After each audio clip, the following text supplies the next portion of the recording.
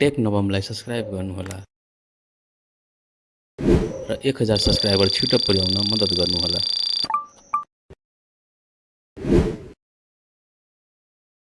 Google क्रोममा गएर एनआइडी enrolment type गरेर search गर्नुहोला र फर्स्टको लिङ्कमा क्लिक गर्नुहोला।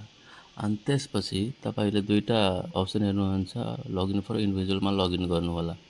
त्यसपछि यहाँ आफ्नो मोबाइल नम्बर राखेर हैन त्यो राइट ब्ल्याक एरोमा क्लिक गर्नुहोला।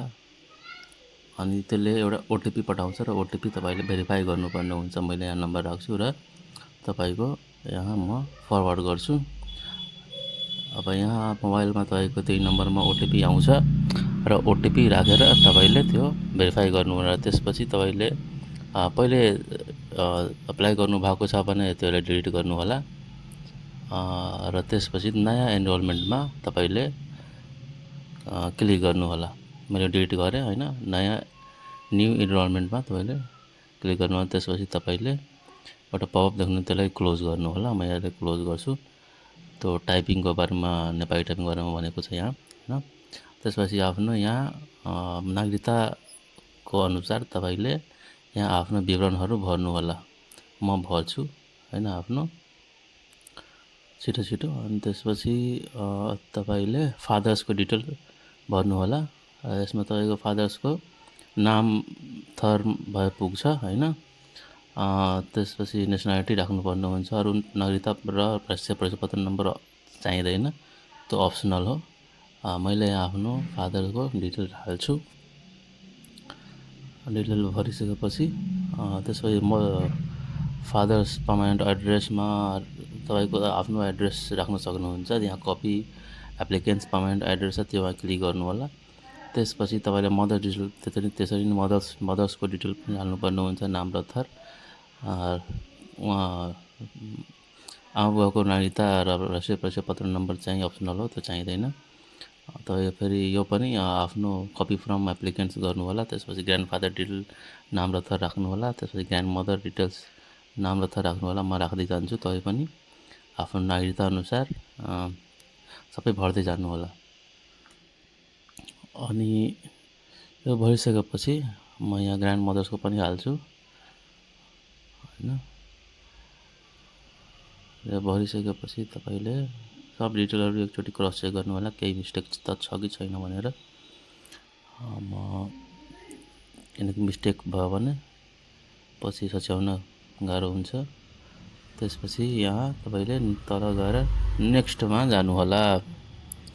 नेक्स्टमा त्यसपछि तपाईले आफ्नो बायोमेट्रिक दिने स्थान चाहिँ चुज गर्नुहोला। मैले चाहिँ यहाँ हेटौडा मकवानपुर चुज गर्छु। मकवानपुर हैन, जिल्ला प्रशासन कार्यालय मकवानपुर चुज गर्छु।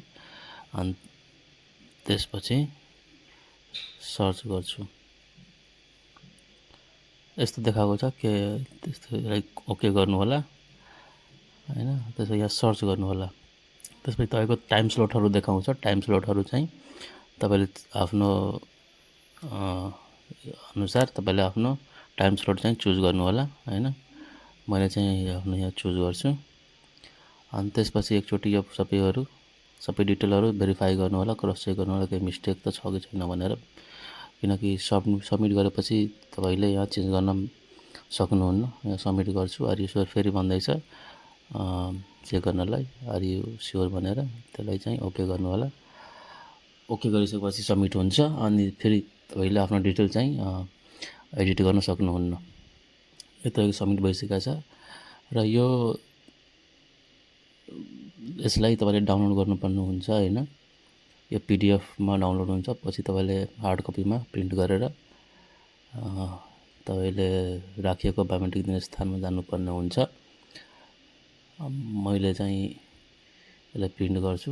यहाँ एउटा बक्समा एउटा इन्फर्मेसन दिएको छ, पनि राम्ररी पढ्नु होला। पीडीएफ प्रिन्ट गर्छु यसलाई र प्रिन्ट गरिसकेपछि यो चाहिँ तपाईले हार्ड कपी प्रिन्ट गरेर र ओरिजिनल नागरिकता सँगै लिएर जानुपर्ने हुन्छ तपाईले बायोमेट्रिक दिने स्थानमा। मैले प्रिन्ट गर्छु यसलाई र सेभ गर्छु। सेभ गरे।